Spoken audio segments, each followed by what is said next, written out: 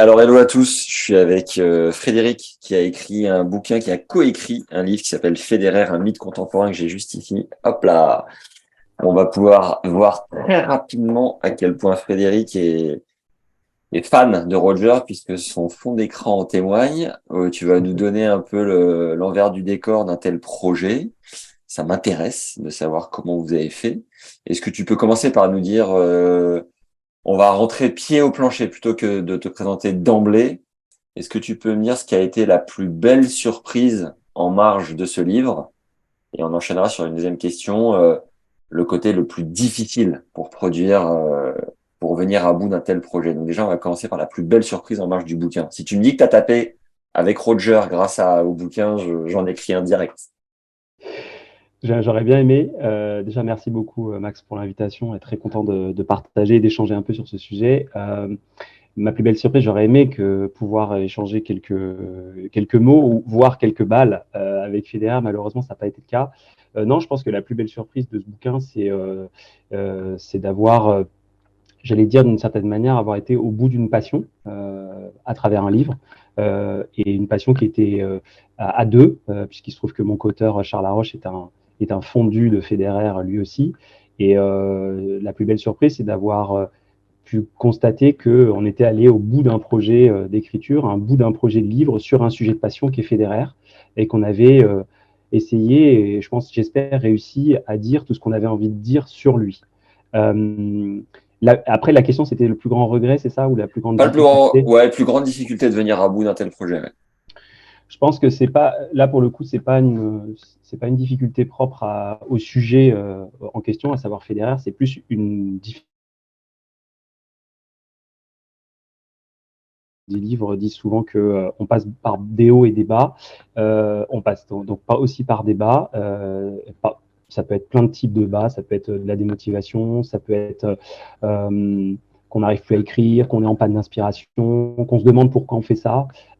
Et là, l'avantage d'être deux, c'est qu'effectivement, on peut se soutenir, se remonter le moral, prendre un peu de distance. Voilà, je pense que la plus grande difficulté, elle est surtout inhérente à l'écriture d'un livre. Elle n'est pas du tout là liée au sujet en particulier. C'est juste arriver au bout d'un projet qui demande beaucoup de temps, beaucoup d'exigences, beaucoup d'énergie. Et puis, on espère toujours un peu secrètement qu'évidemment, il va plaire. Donc, il y a aussi à gérer cette espèce d'attente qu'il y a aussi à la sortie d'un livre en se disant tout simplement, est-ce que ce que j'ai écrit va être partagé par d'autres? Voilà, c'est une grande inconnue quand on écrit. Et voilà, voilà, c'est ça qui est difficile en fait, c'est d'aller au bout d'un processus qui est fait de haut et de bas. Combien de temps a pris le processus d'écriture, justement? La partie rédactionnelle elle-même, elle a été assez courte, donc je dirais autour de 4 mois, 4-5 mois, sachant qu'on était deux, donc ça divise, j'allais dire, le temps de travail par deux.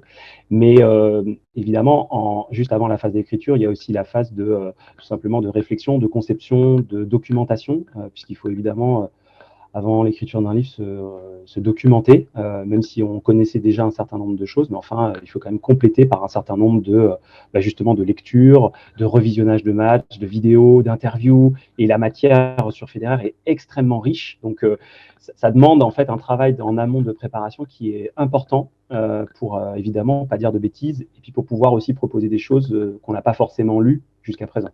Je sais pas si ton micro touche un peu ton pull ou quoi. Parfois, il y a peut-être un, Ça grésille un peu.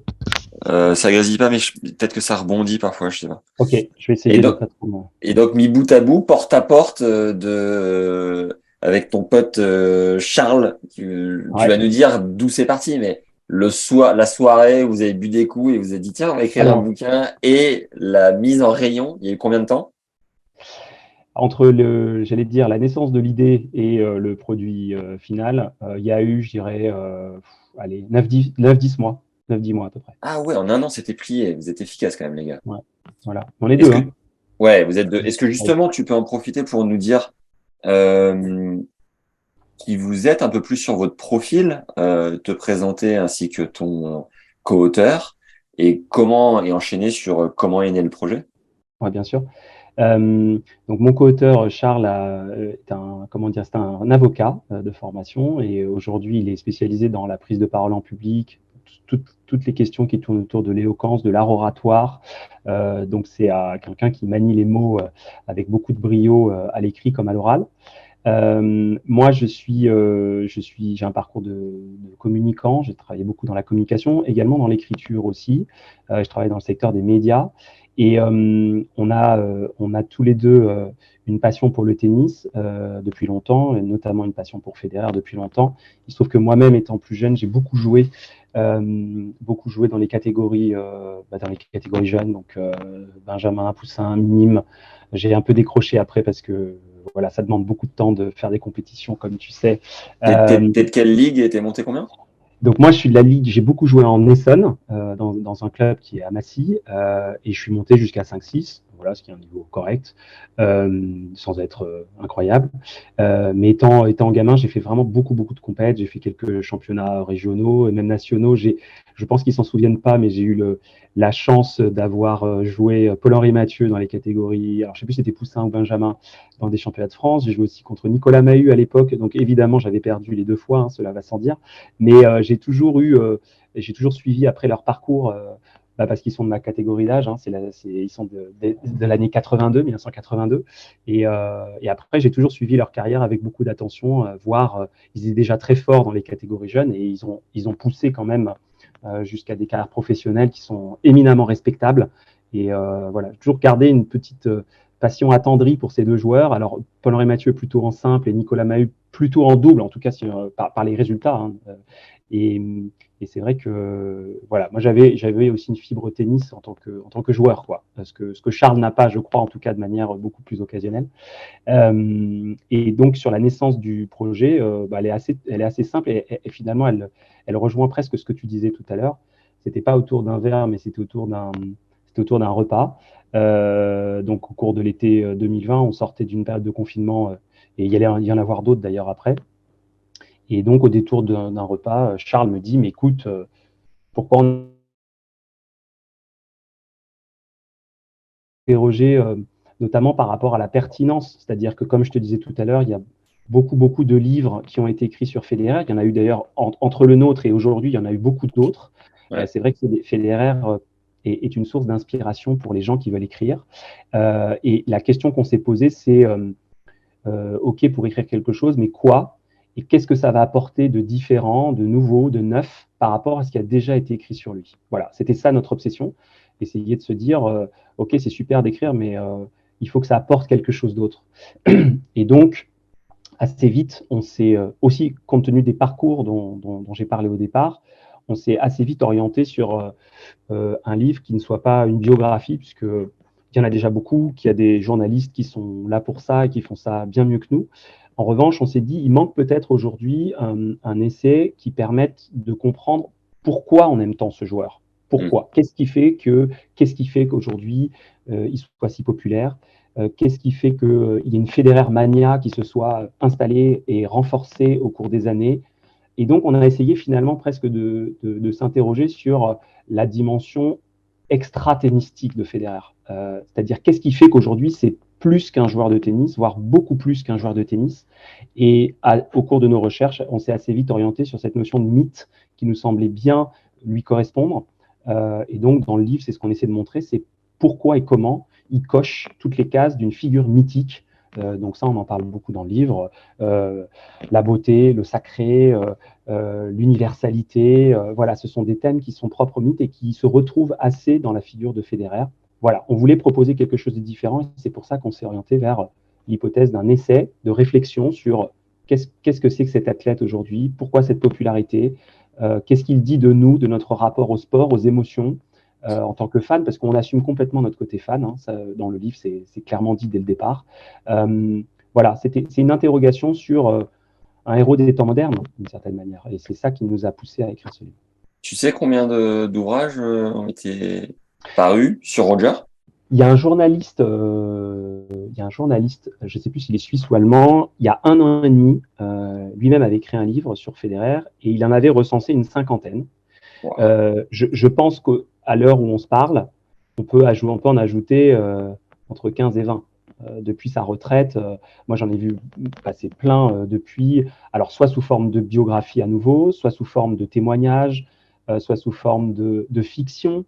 Je ne sais pas si tu as eu l'occasion de lire le livre de Laurent Chambretto sur Arnaud Federer. Arnaud Federer, c'est une fiction où un héros, un personnage du quotidien, par une sorte de magie, se retrouve plongé dans la peau de Federer et il se trouve qu'il va rejouer la finale de 2019 contre Djokovic, qui nous a tant traumatisés en tant que fans de Federer.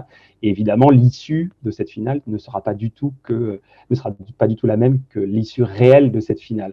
Donc, c'est juste pour te dire que, tu vois, ça fait, j'imagine, aujourd'hui, on doit être on doit être à 60, 70 livres sur lui, et je compte pas dedans tous les livres qui parlent de lui de manière indirecte. Parce que tu peux avoir un livre sur, je sais pas, un autre joueur, mais dans lequel on parle aussi de Federer. Là, j'ai vu qu'il y avait un livre sur le Big Free qui venait de sortir. Ça parle aussi de Federer, mais pas que. Donc, en fait, en réalité, il y a une production littéraire autour de lui qui est, honnêtement, qui est dingue. Qui est Est-ce que dingue. tu sais s'il l'a eu entre les mains? Alors, il lui a été envoyé et on nous a dit qu'il l'avait reçu, mais j'en sais pas plus. Et je ne sais pas du tout s'il l'a lu. Et ce que j'espère un jour, c'est qu'on puisse lui remettre en main propre. Peut-être que la retraite lui donnera un peu plus de temps et peut-être qu'un jour on pourra lui donner en main propre. En tout cas, il lui a été envoyé et on nous a dit qu'il l'avait bien reçu. Voilà. On Parce n'en qu'il sait y pas avait plus. un accusé de réception. Oui, parce qu'il se trouve qu'on a, dans le livre, on a eu la chance d'interroger Arnaud Butch, qui est donc qui aujourd'hui travaille chez Rolex, donc un des principaux sponsors de Federer, mais qui aussi est un proche de Federer, de Mirka et du clan Federer de manière générale, et qui nous a dit qu'il l'avait bien reçu. Voilà. Donc moi, je me fie à sa parole et je pense qu'il l'a bien reçu. Est-ce qu'il l'a lu? Ça, c'est une autre histoire. Et, ouais, Arnaud, si tu nous écoutes, je t'attends de pied ferme dans ce podcast depuis maintenant des mois et des mois. Je n'endors plus la nuit. Ok. Est-ce que la retraite vous a permis de gonfler les ventes un peu? Est-ce qu'il y a eu un gros coup d'accélérateur? Comment ça s'est passé? oui, il y a eu un effet booster, effectivement. La retraite était un moment qui était à la fois craint et attendu depuis déjà un certain temps. Mais c'est vrai que ça a remis une lumière extrêmement forte sur l'actualité fédéraire. On a tous suivi, en tout cas, je pense qu'on a été c'est vrai que ça a été un moment assez fort, important évidemment dans sa carrière de joueur, mais c'est vrai que c'est de manière générale, euh, dès qu'il y a une actualité sur Federer, j'allais dire, les ventes sont corrélées sur son actualité. Et effectivement, la retraite était un point d'orgue à sa carrière, qui fait que, évidemment, on a été amené à reparler un peu du livre, mais pas que du nôtre d'ailleurs, hein, d'autres aussi, et à être sollicité voilà, pour quelques interventions médias, et dire aussi ce que ça nous faisait en tant que fan de le voir partir, puisque il est dans notre quotidien depuis maintenant plus de 20 ans. Et donc, c'est aussi un personnage qui sort de nos vies d'une certaine manière, ou en tout cas qui jouera un rôle, mais sûrement autre. Et donc, c'était aussi l'occasion de saluer cette grande carrière et de dire à quel point on allait le regretter, évidemment. Vous aviez contacté Thomas Soto qui avait sorti un livre sur Roger Tout pour à lui fait. dire coucou, ce que tu as fait, qu'est-ce que tu peux nous conseiller? Je sais pas, vous aviez échangé avant de publier le vôtre? Ouais, on a échangé, on a même essayé de l'interviewer, Ouais. mais il était très pris à ce moment-là. Et puis, il nous a dit qu'il avait tout dit dans son livre. Donc, voilà, tout ce qu'il avait dit sur Federer était dans son livre qu'on a évidemment lu. Donc, voilà, on a échangé voilà, sur quelques sujets d'actualité liés à Federer, mais après, on l'a pas formellement interviewé dans le cadre du livre.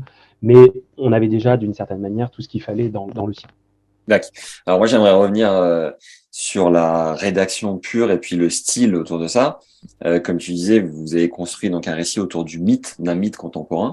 C'est un vrai parti pris parce que quand on est habitué à de la lecture dans le tennis, hein, tu vois, je me suis pris de passion pour la biographie de d'Agassi comme Ouais, trois quarts des ou les ouais, 9/10 des fans de tennis. ouais, Je me souviens m'être plongé aussi dans la biographie de Serena, ouais. celle de Rafa, qui m'avait vraiment appris à connaître le personnage. Récemment, j'ai apprécié lire le livre de Gasquet.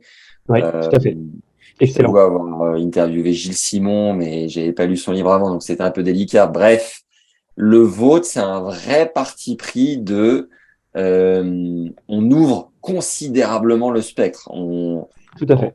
On a un style littéraire bien à nous, où on prend un peu de hauteur, on va chercher des références beaucoup plus loin que la simple balle jaune et la période actuelle. Euh, on va faire d'une pierre deux coups. C'est comment vous vous êtes organisé pour vous répartir les tâches d'écriture et, et comment est reçu ce parti pris de style littéraire, en fait, qui, moi, m'a vachement... Pour moi, c'était un exercice de dire, OK, on y va, on va pas parler que de tennis, les gars, on va s'ouvrir les chakras sur la culture de manière beaucoup plus globale, quoi. Alors, sur la répartition du travail, effectivement, il y a beaucoup d'avantages à travailler à deux, mais il y a un inconvénient, c'est qu'il ne faut pas qu'on ait l'impression qu'il y ait deux livres dans un livre. Il ne faut pas qu'on ait l'impression qu'il y ait deux styles au sein du même livre. Ça, Donc, c'est réussi, en tout cas. ça, ben, merci beaucoup. Et c'est vrai que ce qu'on a fait pour être sûr d'être sur la même longueur d'onde en termes d'écriture, c'est qu'on a rédigé un chapitre entier à deux pour être sûr qu'on était d'accord sur la structure, les paragraphes, les sous-titres, les références, etc. Et ensuite, une fois qu'on a fait, j'allais dire, ce chapitre test, on s'est réparti les chapitres selon un peu nos affinités. Tu vois, par exemple, il y a un chapitre sur la marque Federer, donc tout ce qui touche à sa communication, ce qu'il véhicule comme valeur, comme dimension esthétique, comme récit. Ça, c'est plutôt moi qui l'ai pris parce que, comme je te disais, moi j'ai plutôt un parcours de communicant, donc c'était des problématiques qui me parlaient plus. Et puis à l'inverse, Charles a pu choisir d'autres thématiques qui lui étaient proches. Donc voilà, on est parti d'un chapitre en commun et ensuite on s'est réparti le travail selon nos affinités. Et ensuite, à la toute fin, on s'est évidemment relu pour pouvoir tout relisser et être sûr que de la première page à la dernière, on ait quelque chose qui soit homogène. Voilà, on voulait surtout pas qu'on se dise ah toi c'est toi qui as écrit ce passage-là et c'est Charles qui a écrit l'autre. Donc je pense que de ce point de vue-là, ben, merci de me le confirmer. Je pense qu'on a à peu près réussi à tenir cette espèce de cohérence. Et puis ensuite sur le parti pris éditorial ou sur l'angle, écoute, nous, on s'était donné aussi comme objectif, par cet angle-là, d'aller aussi chercher des publics au-delà du tennis. Finalement, il y a évidemment les personnes qui aiment Federer et qui aiment le tennis, j'espère en tout cas, peuvent trouver un plaisir, entre guillemets, à le lire. Mais on s'est dit, on aimerait aussi aller toucher des publics qui sont plus éloignés, des publics qui ne sont pas forcément ni fans de tennis, ni fans de Federer, mais qui, par l'angle, pourraient être intrigués. Intrigués en se disant, tiens, finalement, c'est une réflexion sur un athlète de haut niveau, une superstar contemporaine. Et donc, essayer d'aller titiller un peu la curiosité de personnes qui sont a priori pas directement intéressées par le tennis. Et pour avoir un peu discuté avec des proches et des personnes qui l'ont lu, je ne sais pas si on est complètement parvenu, mais je pense quand même qu'on a pu intéresser ouais, des personnes qui n'étaient pas a priori dans la cible tennis au départ. Et c'était presque c'était un choix, hein, c'était un choix de se dire, ben, essayons de viser plus large. Effectivement, le fait d'avoir réfléchi à des passerelles entre le milieu du sport, du tennis en l'occurrence, et le milieu des arts, parce qu'il y a évidemment, Federer est un artiste, donc il nous a semblé assez logique d'aller piocher des références dans le milieu des arts, la littérature, la peinture, la philosophie, etc. Il y en a un certain nombre dans le livre. Et on s'est dit que Federer se prêtait particulièrement bien à cet exercice de passerelle entre le milieu sportif et le milieu artistique. Voilà. Et donc, par ce choix-là, on s'est dit, bah, on espère qu'on arrivera aussi à aller toucher d'autres publics qui, spontanément, n'iraient pas vers ce type d'ouvrage. Est-ce qu'on y est complètement parvenu? Je ne sais pas. En tout cas, je pense oui, je pense qu'en tout cas, il y a certaines personnes qui ont pu, oui, qui ont pu être intriguées par le titre, la couverture aussi. Je ne sais pas si on y reviendra, mais on a choisi une couverture en noir et blanc, quelque chose qui finalement devait correspondre, merci, qui devait correspondre aussi au personnage avec une photo qui est assez emblématique du style Federer, un style aérien sur un revers à une main qui était aussi sa marque de fabrique, alors avec quelques autres, mais quand même qui a été aussi une de ses marques de fabrique. Et donc, on a aussi beaucoup travaillé cette couverture pour que dans un rayon ou en librairie, on puisse se dire, tiens, c'est un livre de sport, mais il est en noir et blanc, il n'y a pas de couleur. On a voulu jouer cette carte de l'essai à fond, y compris, tu vois, dans les codes visuels. Voilà. Et donc, écoute, voilà, si on a pu y arriver un petit peu, bah, tant mieux. Comment vous avez fait pour convaincre une maison d'édition, à savoir Solar Edition? Je remonte juste la couve parce que pour ceux qui regardent sur YouTube, l'image apparaît quand c'est Bibi qui parle. Alors, comment la photo est magnifique d'ailleurs, hein, entre nous. Comment vous avez fait pour convaincre une maison d'édition? Je crois que c'est un vrai challenge. Ouais. Combien de tirages vous avez, d'exemplaires vous avez édité? Est-ce que tu peux nous en dire plus sur les chiffres, l'envers du décor? Ouais. Alors déjà, on a approché plusieurs maisons d'édition. Il y en a qui n'ont jamais répondu. Il y en a certaines qui ont répondu en déclinant poliment. Et puis, il y en a, on va dire, allez, deux, trois qui se sont dites intéressées sur le principe. Donc, ces deux, trois-là, on a été les démarcher en essayant de préciser le projet et surtout en essayant de montrer, comme je te disais au début, en quoi c'était pas juste une publication supplémentaire sur Federer, mais avec un vrai parti pris éditorial différent. Voilà, c'était ça notre approche en disant si vous nous publiez, vous publierez quelque chose qu'on pense ne pas avoir vu sur le marché aujourd'hui. Voilà. Peut-être qu'il en existe dans d'autres pays. Je n'ai pas toute la littérature de Federer dans le monde en tête. Il y a peut-être des sujets, il y a peut-être des pays dans lesquels cet angle-là aussi a été retenu. En tout cas, dans les principaux, on va dire, ou ceux qu'on a en tête, on n'en avait pas vu. Et donc, après, j'allais dire, ça s'est relativement affiné. Là, il se trouve que Solar s'est déclaré très vite intéressé. Il se trouve que a été aussi convaincu par l'angle. Et la seule chose qui a été compliquée à gérer, c'est le timing, puisque lorsque Solar nous donne son accord fin 2020, ils nous disent la condition, c'est que il faut que ce soit sorti pour Roland Garros 2021. Voilà. Et donc Roland Garros 2021, pas besoin de te faire un dessin, c'est donc 5-6 mois après, ce qui veut donc dire que entre l'écriture du manuscrit, la relecture, l'impression, ça veut dire que tu as plus que quelques mois en réalité de rédaction. Mais bon, après, on s'est dit avec Charles que c'était dans nos cordes et que si c'était le prix à payer, on allait le faire. Mais donc Challenge. après, challenge, voilà, exactement. Et là, le fait d'être deux aide beaucoup. Je reviens à ça parce que c'est important. Et, et donc, Solar a cru dans le projet et puis Solar est une très belle maison de sport. C'est vrai qu'ils éditent beaucoup de livres sur le sport en général. Là, c'était un livre qui était un peu différent par rapport à j'allais dire, aux propositions habituelles. Solar est vraiment en général sur des livres de sport pur et dur. Là on sort, comme je t'expliquais, on sortait un peu d'une proposition de sport pur et dur. Mais voilà, ils nous ont fait confiance et c'est génial. On a pu mener le projet avec eux. Ils ont été d'une grande aide dans l'accompagnement, dans les suggestions aussi d'amélioration, puisque c'est un travail qui se fait aussi en concertation avec l'éditeur. Hein. Il n'y a pas que les auteurs, c'est un travail collectif. Et donc, voilà, Solar a cru dans ce projet et donc Solar l'a édité. Voilà, Combien comme j'ai d'exemplaires? pu. Pardon. Combien d'exemplaires?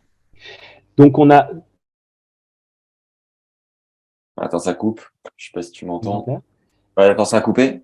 Pardon, on s'était fixé entre nous d'arriver à 5000 exemplaires Ouais. vendus. Et donc là, on doit être pas très loin. Au dernier recensement, on était à 4500. Donc peut-être que Noël 2022 nous aidera, nous permettra d'arriver à passer la barre des 5000. Et Tennis Légende. Et ça mérite un Bamos, là. Allez! Ok, très bien. Et c'était quoi le kiff ultime derrière ça, de vous installer comme, je sais pas, des experts, de juste sortir un livre, ou alors vous aviez déjà écrit des bouquins, donc c'était pas forcément ça le kiff ultime. C'était quoi pour vous le but final? Je pense qu'on n'avait pas on n'avait pas forcément le même but avec Charles. Charles a déjà écrit des livres. Alors pas du tout sur le tennis, pas du tout sur Federer. Il a écrit des livres sur la prise de parole en public, sur des thèmes en tout cas qui lui sont plus proches d'un point de vue professionnel. Moi, c'était la première fois. Je pense que le kiff derrière ça, c'est d'écrire sur une passion. Voilà, je pense que Charles comme moi, on est des passionnés de Federer et on s'est retrouvés autour de cette passion et on s'est dit mais pourquoi on n'écrirait pas quelque chose? Voilà, ça revient à ce qu'on se disait sur le début de l'aventure. Et c'est génial de pouvoir écrire sur une passion parce que on peut y mettre les mots qu'on souhaite. Il y a une grande liberté aussi à pouvoir écrire. Et c'est vrai que nous, comme on a assumé complètement le côté fan, c'est vrai que parfois, je ne sais pas si tu l'as noté, mais bon, il y a certaines formules, on s'enflamme un peu, mais parce que finalement, on trahit rien en disant ça, c'est aussi ce qu'on a éprouvé en le regardant jouer, parfois même en le regardant jouer dans un stade, quand on a eu la chance de le faire. Donc, on voulait mettre des mots sur cette passion. Et on pensait qu'on était beaucoup à éprouver les mêmes choses et que à travers les mots, on arriverait peut-être à faire passer ce même sentiment. Qu'est-ce qu'on a éprouvé? Qu'est-ce qu'on éprouve? Ça me fait un peu de peine de le dire au passé, mais qu'est-ce qu'on a éprouvé en regardant jouer Federer? Voilà, c'était ça le plaisir, c'est d'arriver à mettre des mots sur cette passion. Et voilà, en tout cas, on a essayé. Et je pense qu'il y a beaucoup de fans de Federer qui se retrouvent dans tout ou partie de ce qu'on a écrit. J'ai un ou deux passages que j'ai gardés. Je vais lire, tu me diras si c'est toi ou de mémoire si c'est toi ou Charles qui les a Ouais, écrits. Dire ouais. que Federer est né avec du talent et des prédispositions pour le tennis est une évidence. Faire reposer son succès sur ses seuls acquis est un contresens.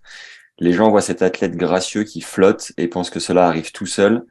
Mais il a fait un travail incroyable tout au long de sa vie, rappelé récemment Paul Anacone, son entraîneur entre 2010 et 2013. La réussite du Suisse n'est pas tombée du ciel.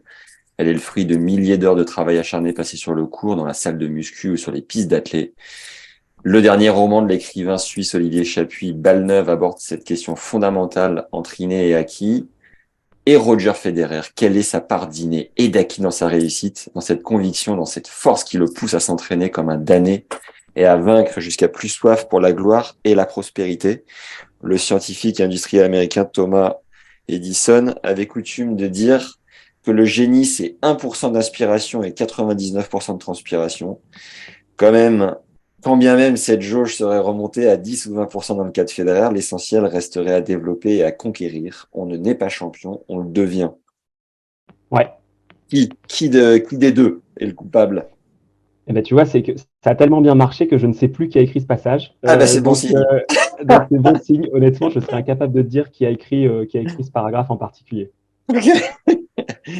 Alors attends, j'en avais un autre. Le piège de Thucyclide. Ce concept entend montrer que l'ascension d'un perturbateur tenté par l'hubris face à un acteur établi menacé de paranoïa est un schéma à la source de nombreux conflits dans l'histoire. Vous mettrez replay pour ceux pour qui ça va trop vite, de la guerre du Péloponnèse entre Sparte et Athènes.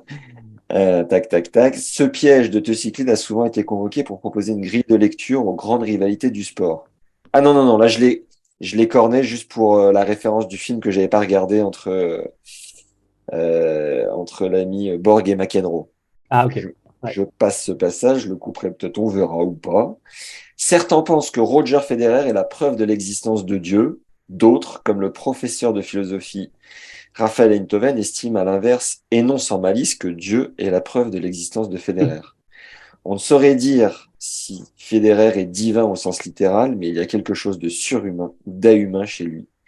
En jouant encore au plus haut niveau à presque 40 ans et en repoussant donc les limites du temps, il défie symboliquement la finitude et la mort auxquelles les religions tentent de donner un sens. Avec Federer, la vie d'après n'est plus une promesse mais une réalité, comme s'il nous disait l'au-delà est déjà là. Est-il possible de croire en Dieu et en Roger Federer? Vous poussez encore un peu le curseur. Tu Absolument. sais ce passage ou pas ou toujours pas? Je pense que c'est Charles, ce passage. Je pense que c'est Charles.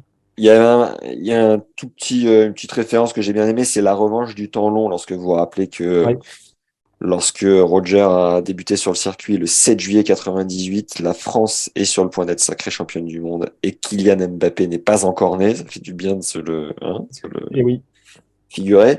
Et par ailleurs, voilà, quand vous dites la revanche du temps long, depuis 98, Federer a connu 5 présidents américains, 4 présidents français et 3 papes. Il a survolé près d'un quart de siècle en incarnant une forme de stabilité dans un monde en bouleversement permanent. À l'heure où la rapidité des échanges, des connexions et le court terme des chaînes d'infos en continu des réseaux sociaux sont érigés en idoles, la longévité du Suisse tient autant du mystère que de la prouesse.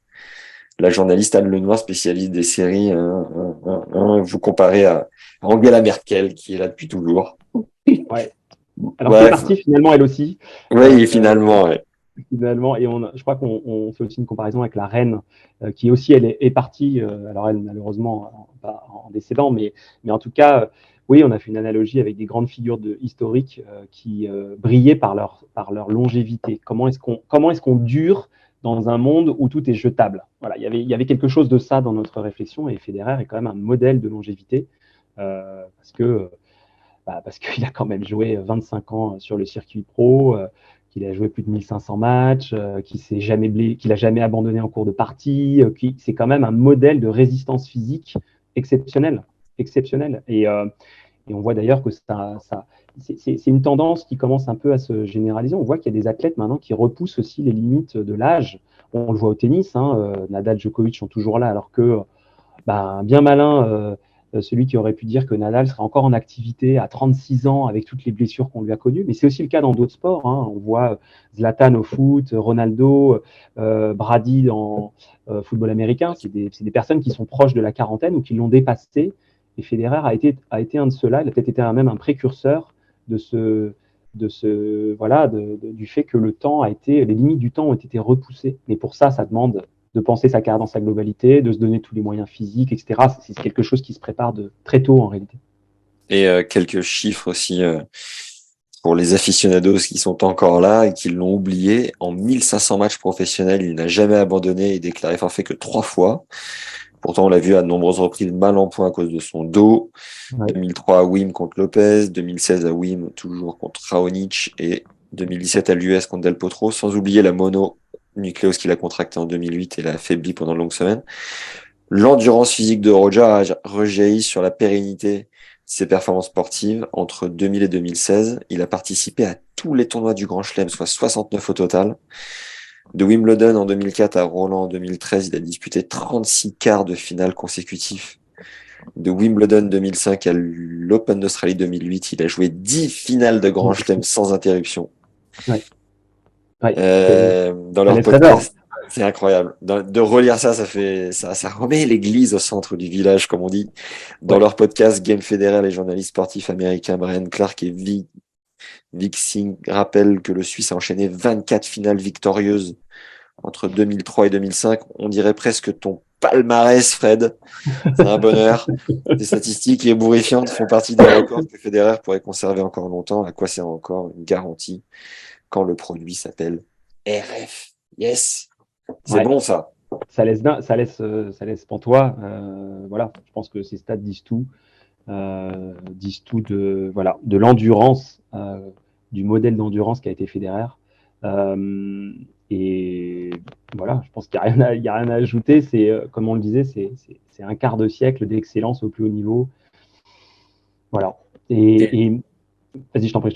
Et tes teams, quel joueur aujourd'hui pour la relève? Alors Sur moi, la jeunesse, hein. sur la jeunesse, moi j'ai toujours eu un fait pour les joueurs qui avaient un revers à une main. Donc j'aime bien Tsitsipas pour ça. Alors, je sais pas s'il est pas dans la catégorie des plus jeunes, mais enfin il est quand même, je pense, considéré encore comme un jeune joueur. Et après, si on sort des joueurs de revers à une main, bah, sans originalité, Alcaraz, Rune, que j'ai eu l'occasion de découvrir pour la première fois à la Bercy il y a quelques jours. J'ai été vraiment épaté par son niveau de jeu. Tu l'avais pas vu à Roland cette année? Non, à Roland, oui, j'y suis allé, mais j'ai pas vu Rune. J'ai vu d'autres joueurs, mais je l'avais suivi comme ça à la télé, mais d'un œil un peu distrait. Et là, j'ai eu l'occasion de le voir pratiquement sur tout un match contre.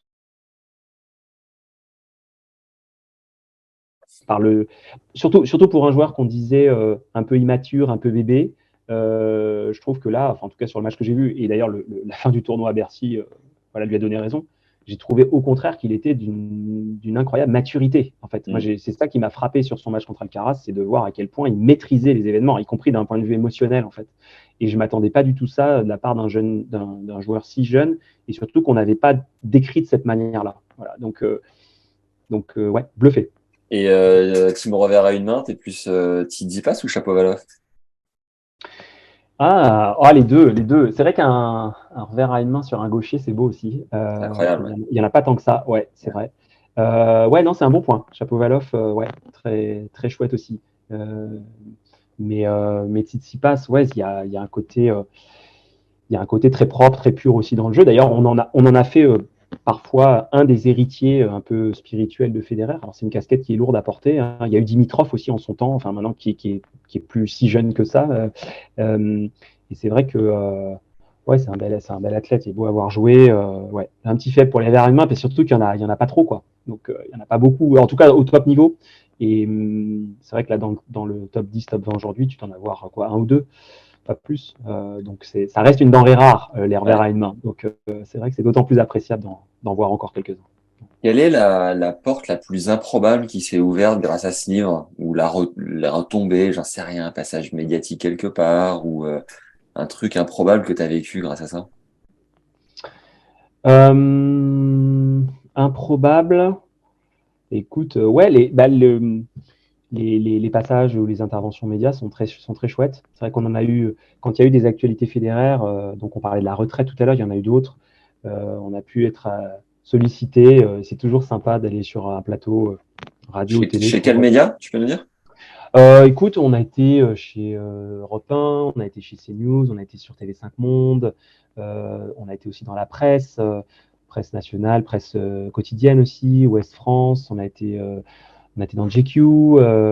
D'ailleurs, tu vois, c'est assez amusant parce que ce sont des médias qui ne sont pas estampillés sport. C'est des médias plutôt généralistes, ce qui Hmm. prouve bien que finalement, notre livre ne touchait pas uniquement une cible sport, mais un peu plus large. C'est un peu la confirmation, entre guillemets, que finalement, ce n'était pas qu'un livre de tennis. Donc non, on a eu la chance d'avoir un peu de relais. Après, ça reste modeste, hein, on n'a pas fait de JT de 20 heures. Hein. Mais en tout cas, c'est toujours amusant, je trouve, de venir expliquer, comme on le fait là, nous aussi, c'est toujours amusant et agréable de venir expliquer pourquoi, en fait. Pourquoi on a fait ça, quelle était la démarche derrière. Euh, et, et encore une fois, je pense qu'il y a tellement de fans de Federer en France et partout dans le monde que c'est une grande communauté en fait. C'est une sorte de grande famille, je pense, qui est maintenant un peu en deuil depuis 2 mois, mais en tout cas, je pense on a vécu et partagé un peu les mêmes choses. Et donc, voilà, le livre donne l'occasion un peu de se remémorer tout ça. Et la pire nuit blanche ou le souvenir le plus douloureux en lien au livre, le moment où vous avez vraiment galéré. Et Ouais. donc, en marge de ça, les conseils que tu donnerais à quelqu'un qui se lance dans un projet d'écriture. Oh, c'est arrivé quelques fois. Hein, c'est arrivé. C'est vrai qu'on travaillait souvent avec Charles. On travaillait souvent la nuit. Et ça peut arriver que, enfin moi, ça m'est arrivé en tout cas quelques fois où tu es en panne sèche d'inspiration, quoi. Il n'y a plus rien qui sort, il n'y a plus rien qui vient. Et puis, et ça va même au-delà, c'est-à-dire que tu en viens à te poser des questions, tu vois, du style, mais pourquoi je fais ça en fait? Pourquoi je m'inflige tout ça? Pourquoi est-ce que je me Ouais. lance dans quelque chose que finalement personne n'a demandé? Euh, Pourquoi est-ce que je m'inflige, entre guillemets, tout ça? Ça, ouais, ça a pu arriver plusieurs fois. Et le fait d'avoir quelqu'un à qui en parler te permet de dédramatiser et te permet aussi parfois de prendre un peu de recul. Tu vois, c'est arrivé. Charles aussi, d'ailleurs, ça lui est arrivé. Je sais que par exemple, pendant quelques jours, il a tout laissé de côté. Voilà, Ah tu ouais, vois. besoin de couper, Ça ouais. voulait, ouais, besoin de couper pendant 3, 4, 5 jours, une Et semaine. Roger, rends la casquette, hein, c'est bon. Bah oui, parce que c'est ça. Non, mais c'est ça, c'est-à-dire qu'après, ça commence à envahir ton quotidien vraiment. C'est-à-dire que dès que tu as un moment de libre, tu penses à ça, tu prends le métro, tu penses à ça, tu prends une douche, tu penses à ça. En fait, ça devient une sorte d'obsession parce que tu es toujours dans une logique perpétuelle de comment, oh tiens, il ne faut pas que j'oublie ça, ou au contraire, tiens, ça c'est un angle intéressant, il ne faut pas que je l'oublie. Donc tu es un peu sur le qui-vive et tu es toujours en train de te dire, il ne faut pas qu'il y ait de temps mort, tout moment où je fais un peu autre chose doit être un peu productif et je dois continuer à y réfléchir pour continuer à alimenter la machine. Voilà. Et Mm. ça, c'est vrai que parfois le fait de couper, de stopper un peu, de le laisser quelques jours, honnêtement, c'est très bénéfique. Parce que ça te permet de mettre le sujet un peu à distance, de reprendre un peu tes esprits. Et souvent, d'ailleurs, tu reviens un peu meilleur parce que justement, cette prise de recul t'a permis de voir les choses de manière beaucoup plus claire. Quand tu écris tout le temps, en fait, après, tu vois plus. T'es dans un brouillard et même parfois, tu en viens à te demander, mais qu'est-ce que tu voulais dire en fait au départ? Tu vois, t'en viens presque à parfois te demander ça. Et donc, il y a des moments qui sont bénéfiques et qui sont nécessaires et qui consistent juste à se dire, OK, je me décolle un peu de ça pendant quelques temps et puis ça reviendra naturellement parce que au bout d'un moment, les idées redeviennent claires. Voilà. Et votre routine d'écriture, c'était quoi?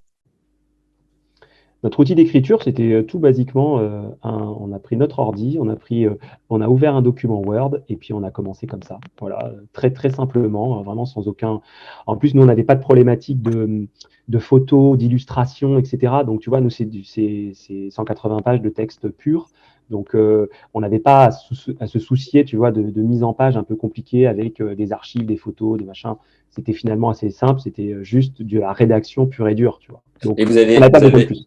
vous avez élaboré vos parties d'abord et après vous grattiez chacun de vos côtés et vous retrouviez une fois Ouais, par semaine pour faire le point ou ouais, ça se tout à répartit fait. différemment? Oh, c'était ça, Tout ouais. à fait, ouais. Alors, on se revoyait tous les 15 jours, en fait, parce qu'on s'était donné D'accord. ça comme échéance. Et donc, on avançait sur un chapitre, et puis on se faisait un point croisé sur nos chapitres, et puis hop, on envoyait l'éditeur, puis on passait à ceux d'après, et comme ça, on enchaînait, tu vois, tous les 15 jours Est-ce que pendant vous 3 alliez 4 mois.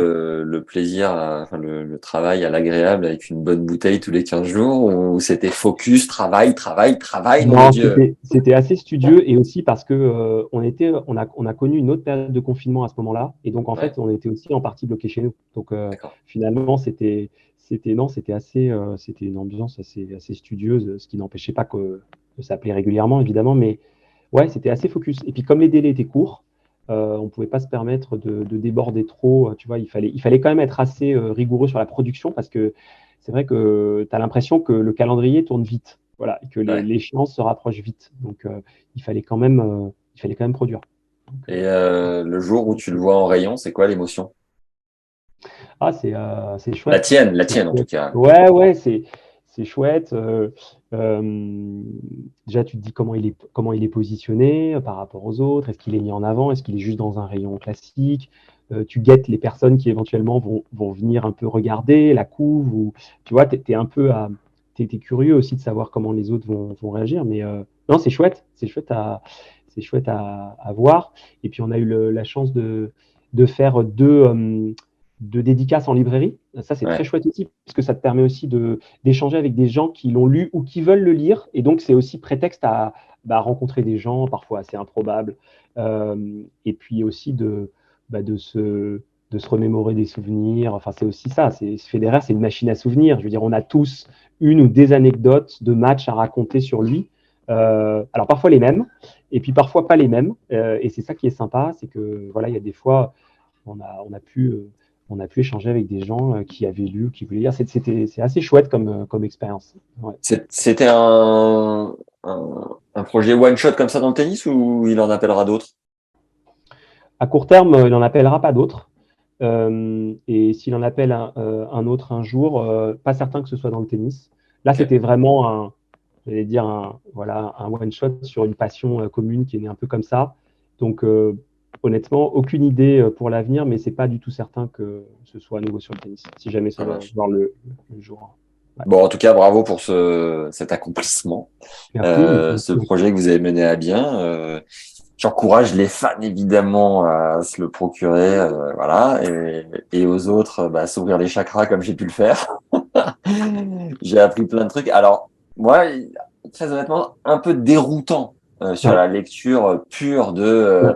Je t'avoue, j'aime le terrain, j'aime sentir Ouais. Ouais. l'odeur de la balle, j'aime, Ouais. tu vois, ce qu'on a vécu tous les deux quand on était un peu plus jeunes et voilà. Mais c'est une approche complémentaire et qui est néanmoins intéressante, donc à découvrir. Et Ouais. voilà. C'est vrai que la partie tennis, elle est assez, comment dire, faiblement présente, on va dire, dans le livre. Il y a un chapitre vraiment qui est consacré, j'allais dire, à une partie purement tennistique et qui est plutôt une analyse de son jeu, de ses coups forts, de ses coups faibles, etc. Mais c'est vrai que c'est pas le cœur du sujet. Voilà, clairement. D'ailleurs, il y a d'excellents livres qui existent là-dessus et on n'a pas du tout prétendu rivaliser. Et aussi parce que on n'est pas des experts. Moi, j'ai beaucoup joué étant jeune, mais je ne prétends pas du tout être en tout cas, pas être un expert du tennis au point d'en parler dans un livre. Hmm. En revanche, comme tu dis, oui, on espère que c'est une approche complémentaire, tout à fait, pour aller explorer un peu les méandres du mythe Federer. Voilà, oui, au-delà du tennis, au-delà du jeu. Ouais, tout à fait. Tu joues encore, toi? Ouais, je joue, mais de manière occasionnelle, voilà, avec des amis dans mon club de toujours, la Massy, toujours. Ah Et yes, fidèle, ouais, fidèle aux ouais, origines. ouais, ouais, tout à fait. Mais plus de compète, voilà, juste du plaisir, parce que voilà, ça prend du temps, ça prend Et du temps la t'as essayé compétition. le paddle ou pas? Ouais, tout à fait. T'aimes bien? Très chouette aussi. Ouais. Très chouette aussi. Ouais, j'aime beaucoup. Et d'ailleurs, je me suis toujours demandé si est-ce que Federer se mettrait un jour au paddle. Je serais curieux de savoir Très bonne comment il question. jouerait, quelle serait sa tactique, est-ce qu'il jouerait avec les murs. Enfin bref, je suis sûr qu'il comprendrait tout ça très vite, mais je serais curieux de voir comment il se débrouillerait sur un terrain de paddle. Ça, à mon avis, ça serait chouette à voir. Roger, mets-le nous en commentaire. Hein. T'hésites pas à nous partager tout ça. Merci. On veut bien faire office de sparring partner, il n'y a pas de problème. Et puis, n'hésite pas à partager aussi auprès de ta commu. Hein. Ouais. Ah Bon, oui, merci Frédéric pour ton temps et à une prochaine. J'espère qu'on se rencontrera en physique avec au-delà grand de plaisir. cet échange virtuel. Avec grand, grand plaisir. Merci encore pour l'invitation et voilà, toujours un plaisir de parler de Federer. Trop cool. À bientôt. Ciao. Merci Max, à bientôt. Salut. Ciao.